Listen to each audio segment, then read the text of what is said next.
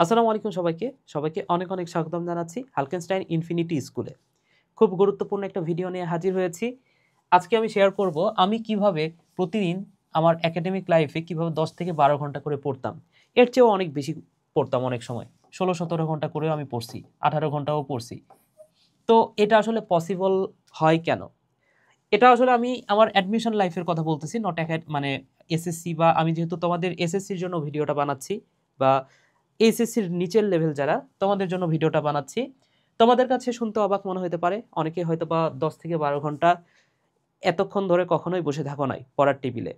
এর কারণ আছে কিছু, যেমন তোমাদের বইটা আসলে ছোট, তোমাদের এত বেশি পড়তেও হয় না, আবার পড়ার অনেক সময় সময়ও থাকে না। যেমন তোমাদের কিন্তু রেগুলার স্কুল করতে হয়, এছাড়াও তোমাদের অনেকগুলো প্রাইভেট থাকে, বাসায় প্রাইভেট থাকে। তো এরপরে আসলে তোমার নিজের পড়ার এত বেশি সময় থাকে না। কিন্তু অ্যাডমিশন লাইফে সবসময় তো আমরা ফ্রি থাকি বলতে আমাদের আসলে ওই সময় কলেজ থাকে না বা আদার্স কোনো কিছু থাকে না, আমাদের শুধুমাত্র নিজের পড়াটা নিজে পড়াশোনা করি। তো সেই সময়টাতে আসলে সারাদিনই আমার হাতে সময় থাকে, এবং সারাদিনের মধ্যে এই 16-17 ঘন্টা করে পড়তে হয়। এবং ওই সময়টাতে সবাই পড়ে, তুমি নিজেও যখন ওই লেভেলে যাবা সেই সময় কিন্তু তুমিও ওই সময়টা পড়তে পারবা বা পড়বা। ঠিক আছে? তো যাই হোক, এই 10 থেকে 12 ঘন্টা আমি আসলে কিভাবে মেনটেন করতাম, আমি আমার লাইফ থেকে কথাগুলো বলবো। এই কারণে এই ভিডিওতে ওই যে বিভিন্ন ধরনের টেকনিক আছে, এই টাইপের কোনো টেকনিক আমি শেখাবো না। আমার লাইফে আমি কিভাবে পড়ছি, আমি কি টিপস ফলো করছি, কোন সিক্রেট আছে, সেগুলোই তোমাদের সাথে শেয়ার করব। তো যদি প্রথমে আসি, দেখো, প্রথমে খুব সুন্দর একটা বিষয় লিখে রাখছি, সেটা হচ্ছে রিফ্রেশমেন্ট। আমি পড়ালেখার ফাঁকে ফাঁকে রিফ্রেশমেন্টের একটা ব্যবস্থা রাখতাম। যেমন আমি যে কাজটা করতাম, আমি প্রতিদিন ভোরবেলা সকালবেলা করে দৌড়াইতাম। ঠিক আছে? সো আমি হচ্ছে এর মাধ্যমে কি হতো, এক্সারসাইজ হয়ে যাইতো। সো এক্সারসাইজ বলতে আমি কিন্তু ওই যে ডাম্বেল তোলা বা এই টাইপের এক্সারসাইজের কথা বলতেছি না। আমি যে কাজটা করতাম, আমি হয় দৌড়াইতাম, হ্যাঁ, অথবা একটু হাঁটাহাঁটি করতাম। এর মাধ্যমে আমি আমার রিফ্রেশমেন্টটা খুঁজে পাইতাম, অথবা খেলতাম। সো খেলাধুলা করলে বা এই কাজগুলো করলে তোমার কিন্তু একটা মাইন্ড ফ্রেশ থাকবে, এবং মাইন্ড ফ্রেশ থাকলে তোমার আসলে পড়ালেখার প্রতি মনোযোগ বসবে। একটা কথা আছে না যে তুমি হচ্ছে কতক্ষণ ধরে মনোযোগ ধরে রাখতে পারো। ঠিক আছে, 30 মিনিট হয়তো বা মনোযোগ ধরে রাখতে পারতেছো, বা 1 ঘন্টা মনোযোগ ধরে রাখতে পারতেছো। এর বেশি তুমি পড়তেই পারতেছো না, টেবিলে বসে থাকতেই পারতেছো না। কিন্তু ট্রাস্ট মি, যখন আমি পড়তে বসতাম, আমি হচ্ছে 3-4 ঘন্টা একসাথে পড়তাম, একটানা পড়তাম। ঠিক আছে? এমন হয়তো না যে 30 মিনিট পড়লাম তারপর হচ্ছে রেস্টে চলে গেলাম, এমন করতাম না। এমন অনেক টেকনিক আছে, যেমন পমোডোরো টেকনিক। সো 25 মিনিট পড়া, 5 মিনিট রেস্ট, এগুলো আমিও বলছি। কিন্তু আমার নিজের লাইফ থেকে যেহেতু বলতেছি, আমি যেই কাজগুলো করছি সেটা তোমাদেরকে জানাচ্ছি এর মাধ্যমে।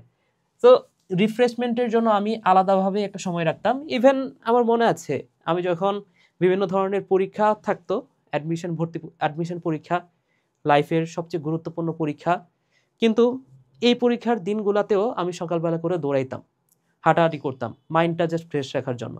তো তোমাকে যে দৌড়াইতে হবে, তোমাকে যে হাঁটাহাঁটি করতেই হবে, বিষয়টা আমি এমন বলতেছি না। তোমার যে কাজটা করতে ভালো লাগে, যে কাজটা করলে তোমার তোমার ব্রেইনটা কিছুক্ষণের জন্য রিফ্রেশ ফিল করে, সেই কাজটা তুমি করতে পারো। সেটা হতে পারে বাগানে হচ্ছে পানি দেওয়া হইতে পারে, হ্যাঁ, তুমি জাস্ট হাঁটাহাঁটি করতে পারো, তুমি একটু খেলাধুলা করতে পারো। তোমার যেটা করতে ভালো লাগে তুমি সেই কাজটা ডেইলি আধা ঘন্টা থেকে 1 ঘন্টার মতো করবা। ঠিক আছে? তো আমি এই দৌড়াইতাম আসলে সকালবেলা, ভোরবেলা দৌড়াইতাম। দেন তুমি যখন পড়ালেখায় বসো, পড়ালেখা তুমি দীর্ঘক্ষণ ধরে করতে পারো না কেন? এর মেইন রিজনটা হচ্ছে যে সেখানে অনেক ধরনের ডিস্ট্রাকশন থাকে, অনেক কিছু তোমাকে ডিস্ট্রাক্ট করে ফেলতে পারে পড়ালেখা থেকে।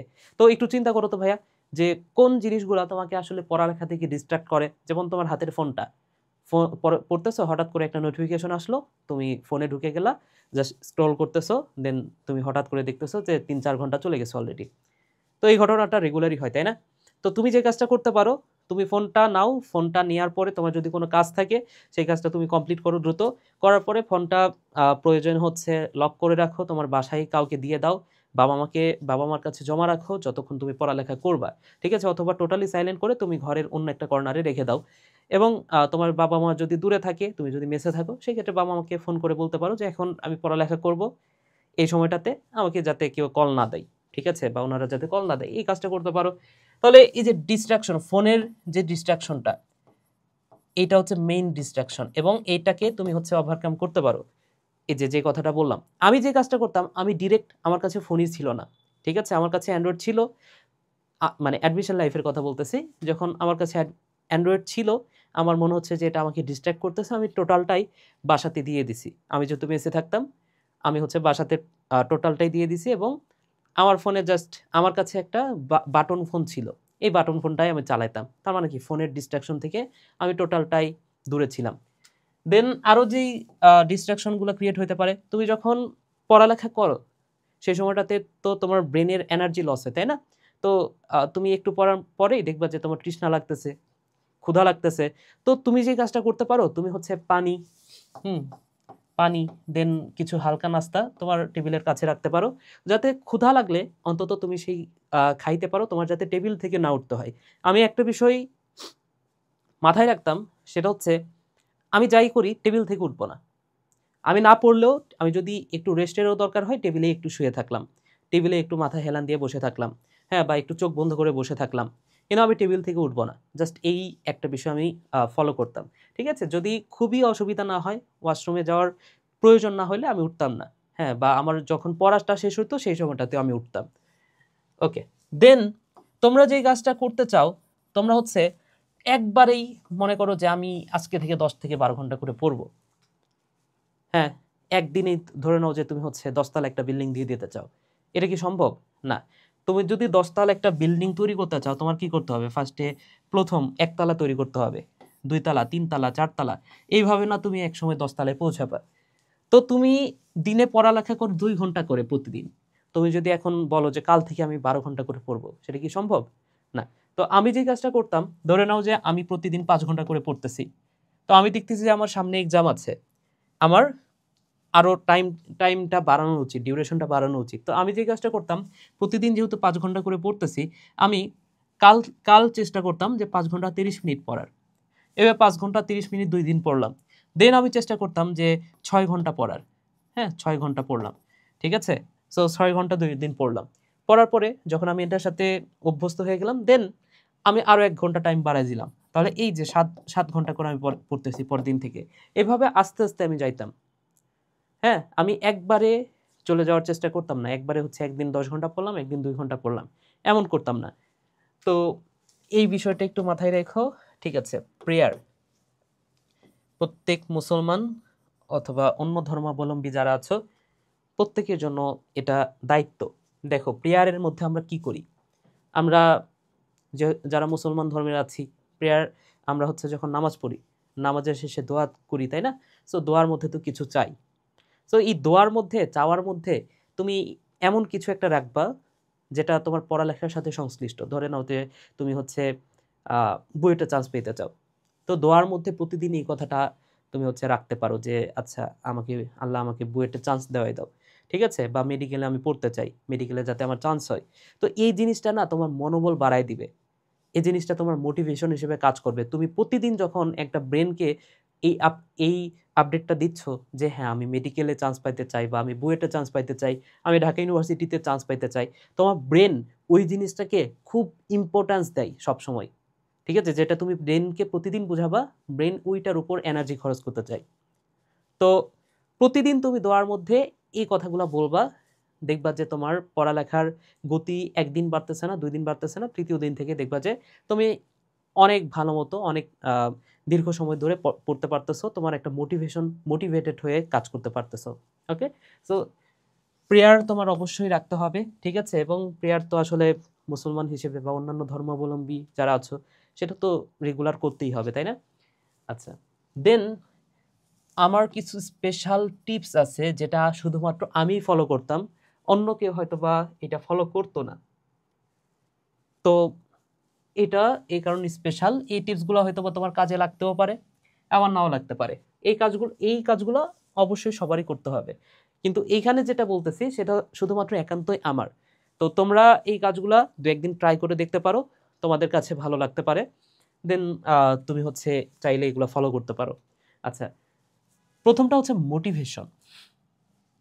দেখো, মোটিভেশন তোমরা হচ্ছে ফেসবুকে অনেক মোটিভেশন ভিডিও দেখো, ইউটিউবে দেখো, দেখার পরে 10 মিনিট খুব মোটিভেটেড, আজকে কাজ করে ফাটাই ফেলবো। কিন্তু কিছুক্ষণ পরে পড়তে বসছো, তুমি হচ্ছে পড়তে বসছো, কিছুক্ষণ পরে দেখতেছো যে আর পড়তে ভালো লাগতেছে না, মোটিভেশন সব শেষ, তাই না? তো মোটিভেশন কেন কাজ করে না? কারণ তুমি যে মোটিভেশনটা দেখে অনেক মোটিভেটেড হয়ে পড়তে বসলা, ওটা তোমার লাইফের মোটিভেশন নাও হইতে পারে, ঠিক আছে? যেমন আমার একটা মোটিভেশন ছিল, এই সিম্পল একটা কথা আমাকে অনেক বেশি মোটিভেট করতো, সেটা হচ্ছে তোমার মেধার ঘাটতি থাকতে পারে, পরিশ্রম দ্বারা মেধার ঘাটতি পূরণ করা যায়। এই ছোট্ট একটা কথা না আমার লাইফে অনেক বড় একটা ইম্প্যাক্ট ফেলছে। তোমার লাইফে এটা ফেলবে না, আমি শিওর। এই কথাটা তোমার লাইফে কোনো ইম্প্যাক্টই ফেলবে না, কিন্তু আমার লাইফে ফেলছে। কেন? কারণ আমার দেখা যাচ্ছে মেধার ঘাটতি আছে। আমার আশেপাশে আমার যারা ফ্রেন্ডরা আছে, ফ্রেন্ডরা মেধাবী, তারা হচ্ছে অনেক ভালো রেজাল্ট করতেছে, আমি পারতেছি না। হয়তো তাদের মতোই পড়তেছি, তাদের মতো চেষ্টা করতেছি, কিন্তু হচ্ছে না। তো যেহেতু আমি পড়লে আমি যেহেতু তাদের মতো রেজাল্ট করতে পারতেছি না, আমার মাথায় একটা বিষয় কাজ করতো, আচ্ছা আমি যেহেতু তাদের মতো মেধাবী না, আমি তাদের চেয়ে পরিশ্রমটা বেশি করব। এই বিষয়টা আমার মাথায় থাকতো। তো এই কারণে তারা যদি হচ্ছে 6 ঘন্টা পড়তো, আমি হচ্ছে পড়তাম 7 ঘন্টা। অর্থাৎ আমার একটা গোল ছিল যে আমি যেহেতু তাদের চেয়ে কম মেধাবী, মানে কম মেধাবী বলতে আমি বোঝাচ্ছি যে তাদের মতো আমার মার্কটা উঠতেছে না, আমি যে কাজটা করব প্রতিদিন, আমি তাদের চেয়ে বেটার কিছু একটা করব। হ্যাঁ, তারা আমার সব দিক থেকে তারা আমার চেয়ে বেটার, কিন্তু আমি তাদের চেয়ে একদিক থেকে বেটার হব। সেটা কি? তারা যদি 6 ঘন্টা করে পড়ে, আমি তাদের চেয়ে 10 মিনিট হলেও বেশি পড়ব, বা 1 ঘন্টা হলেও বেশি পড়ব। তারা যদি 6 ঘন্টা পড়ে, আমি পড়ব 7 ঘন্টা। তো এটা আমার গোল ছিল। তো আমি জাস্ট এই পরিশ্রমটাতে বিশ্বাসী ছিলাম। ওকে, সো পরিশ্রমের সাথে কিছু স্মার্ট ওয়ার্কও লাগে, সেটা নিয়ে পরে কথা বলবো। আচ্ছা, অনেকের মোটিভেশন এমনও হতে পারে, যেমন অ্যাডমিশন সিজনে তোমরাও যখন অ্যাডমিশন দিতে যাবা, তোমরা যখন মেসে থাকবা, সেই সময়টাতে দেখবা যে অনেক বড় ভাই বা অনেক ব্যাচমেট, তারা হচ্ছে তাদের দেয়ালের সামনে লিখে রাখে যে সাদিয়াকে পেতে হলেও বিসিএস ক্যাডার হইতে হবে, এই টাইপের কথা, বা সাদিয়াকে পেতে হলেও বুয়েটে চান্স পেতে হবে। তো এটা আসলে মজার জন্যই লিখে রাখে। হ্যাঁ, এটা মোটিভেশন আসলে তার হয়তোবা কাজ করতে পারে। আমার কাছে হাস্যকর লাগতো বিষয়টা, বা তোমাদের কাছেও আশা করি হাস্যকরই লাগবে। তো এই টাইপের অনেক মোটিভেশন থাকে, ঠিক আছে? তোমরা ফেসবুক খুললেও বিভিন্ন ধরনের মোটিভেশনাল লাইন খুঁজে পাবা। যেমন আমার কাছে মোটিভেশন ছিল এইটা, আরেকটা ছেলের কাছে সাদিয়া মোটিভেশন হইতেই পারে, তাই না? তো তোমার মোটিভেশন আসলে কি, তুমি সেটা খুঁজে বের করো। তোমার মোটিভেশন হতে পারে যে তুমি হচ্ছে বাবা মাকে খুশি করতে চাও, এটাই সবচেয়ে বড় মোটিভেশন, যে আমি চান্স পাইলে আমার বাবা মা, বিশ্বাস করো তুমি যখন হচ্ছে ভালো একটা রেজাল্ট করবা, তুমি যতটুকু না খুশি হবা, তোমার বাবা মা তোমার চেয়ে বেশি খুশি হবে। তো এই বাবা মার হাসিটা দেখার জন্যই আসলে তোমার আসলে পড়ালেখাটা করা উচিত। তো আমার মোটিভেশন ছিল যে আমি হচ্ছে মেডিকেলে চান্স পাবো বা ঢাকা ভার্সিটিতে চান্স পাবো, এমন একটা মোটিভেশন ছিল। মোটিভেশন ছাড়া তুমি আসলে কোনো কাজই করতে পারবে না। কিন্তু অন্যের মোটিভেশন নিয়ে ধরে নাও যে তুমি যদি চাও এখন যে আচ্ছা এইটা আমার লাইফের মোটিভেশন ছিল, তো তুমিও চাইতেছো যে এইটাকে কেন্দ্র করে তুমি হচ্ছে তোমার পড়ালেখাটা চালাবা, বা এইটাকে তুমি মোটিভেশন হিসেবে পুঁজি করবা, এই লেখাটাকে, সেটা তোমার মোটিভেশন হিসেবে কাজ করবে না। তোমার নিজের মোটিভেশনটা কোথায়, পড়ালেখা কেন করতে হবে, তুমি নিজেই খুঁজে বের করো। তোমার হয়তো বা বাবা মা বৃদ্ধ হয়ে গেছে, তাদেরকে তোমার দেখতে হবে, হ্যাঁ, তো তুমি হচ্ছে সেই জন্য পড়তে পারো।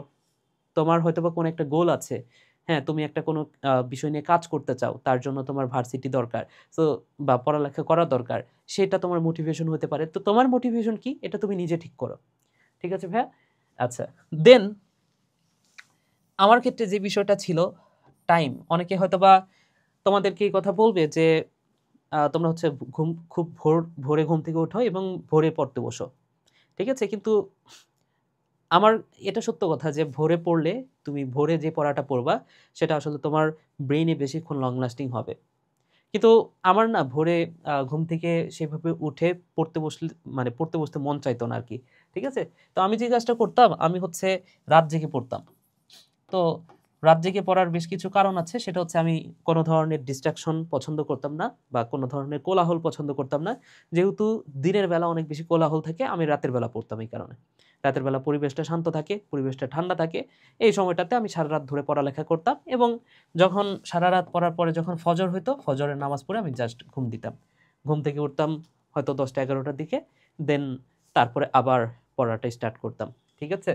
সো আমি আরো একটা কাজ করতাম, সেটা হচ্ছে যেহেতু আমাদের নামাজের প্রেয়ারের সময় 5টা, ফজর, জোহর, আসর, মাগরিব, এশা।